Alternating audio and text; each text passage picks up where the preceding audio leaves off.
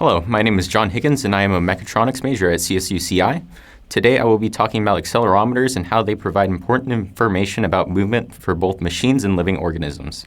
In my physics classes, I often tackled problems related to objects in motion. However, many of these examples felt distant from my daily life.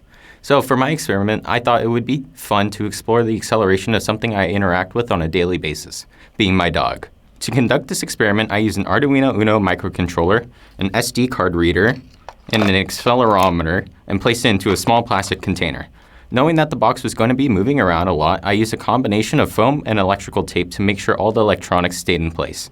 I then used a large rubber band and attached the box to my dog's harness to make sure that my dog would still be comfortable while running. My original goal was to track the acceleration of my dog as she runs. However, I underestimated how much the box would move as well as the sensitivity of the accelerometer.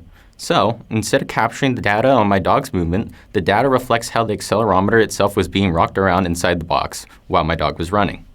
As you can see, my dog starts from a rest position and begins to sprint.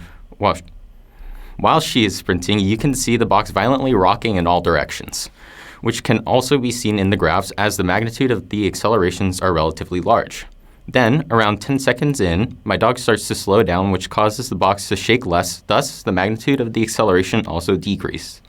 Then, at the very end of the run, as she runs off to the side and then curves back towards her original path, this added movement is reflected in the data as her side movement once again caused an increase of movement of the box, which in turn increased the magnitude of the acceleration. While the collected data didn't match my original intent, it still provided some insight into my dog's movement while she was running.